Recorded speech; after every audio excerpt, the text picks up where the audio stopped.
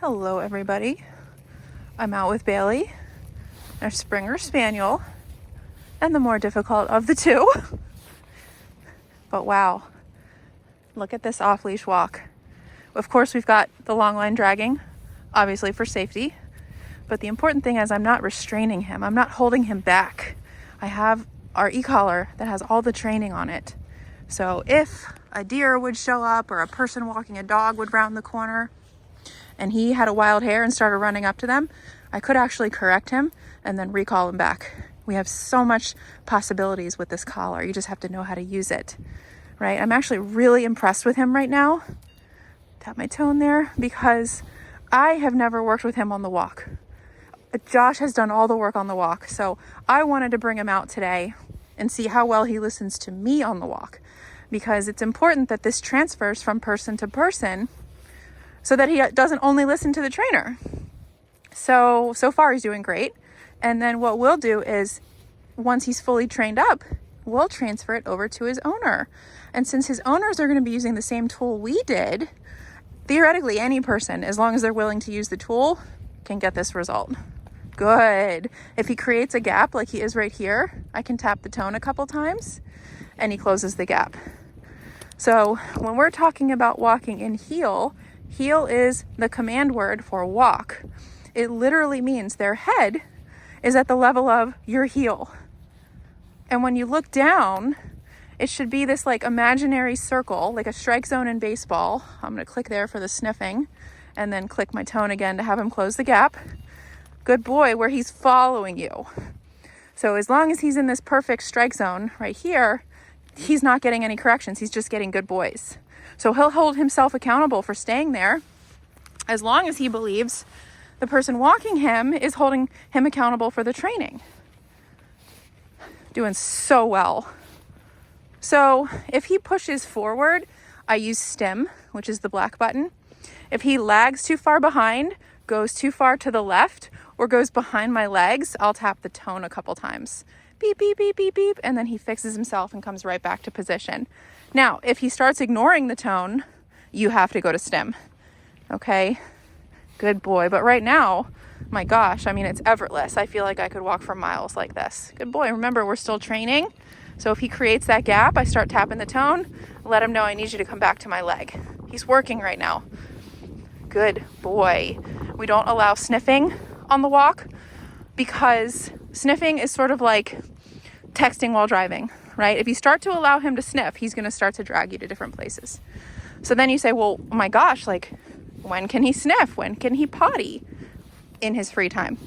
So what we recommend is use heel as a way to walk nicely with him to a destination where you then release him to have free time. But you don't want to be allowing that on your walk. Okay, let's see what happens when I stop. Good boy, he stops with me. Stay.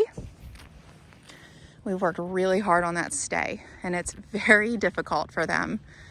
He's going to put himself in a down. I just love that so much, because I have memories from week 1 and 2 where he was just doing everything in his power to avoid listening to the down command. So it's great to see him doing it on his own. You know, so much of our job is chipping away at the dog's attitude, because what we're asking them to do is so easy, like so easy. Walk with me, lay down, stay. So easy. The only way you'll struggle with this is if the dog doesn't want to listen. It's that simple. So now you have to go after the real issue, which is not understanding of commands. It's, I don't want to. And that is the heavy weight that trainers are faced with. So we've got a way to travel nicely. I've just showed you his heel. We've got a way to enforce a stay, all very practical. If you have a way to walk nicely with your dog and a way to tell him to stay, I mean, those are like the two main things you need to navigate through the world. Of course, you've got your inside stuff too, like place command, kennel behavior. Put all these things together, you've got a really nice life with your dogs. You just have to maintain it. I really like the state of mind. He's not whining. He's not wiggling. He's just patiently waiting for me as I walk circles around him. Okay, let's show you the recall. Recall is getting him to you. All right. Now, I doubt you're going to just be putting him in stays, walking away, recalling. Actually, I don't recommend you do that like in drill form. because I'd rather you use it just practically as part of your everyday life.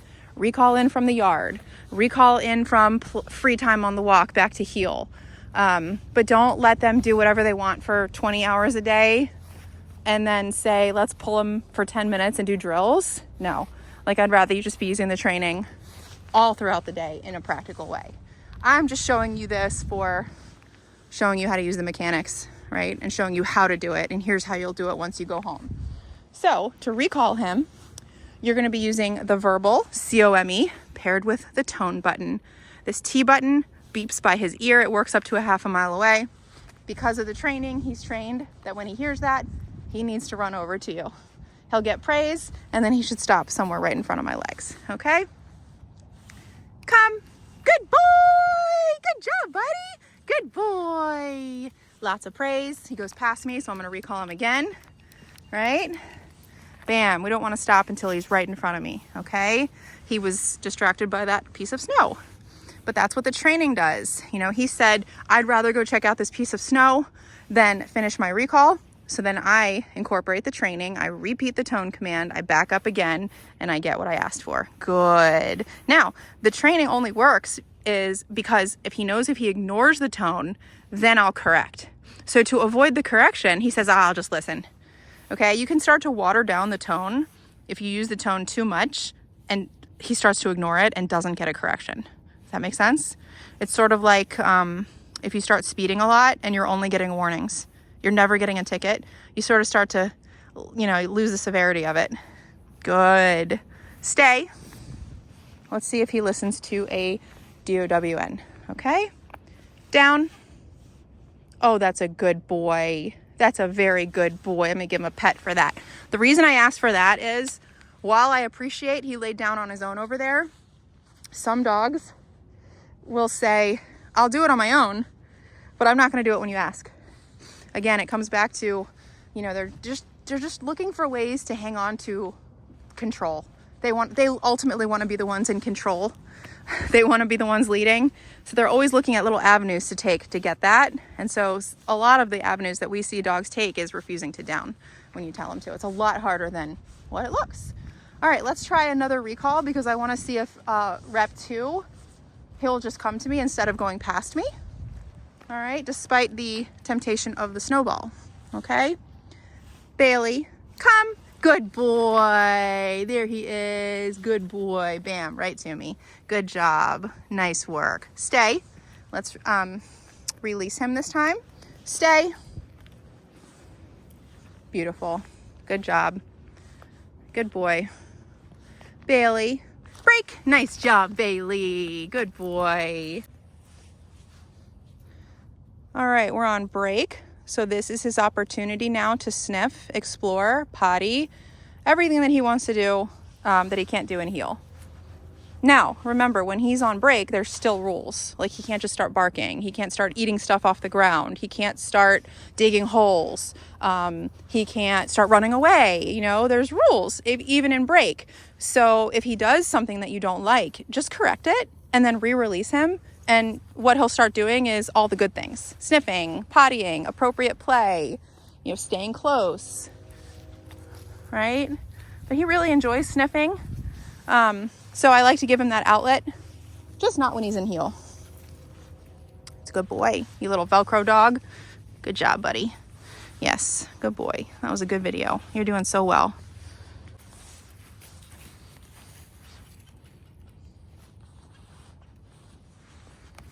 These dogs have quite the nose on them.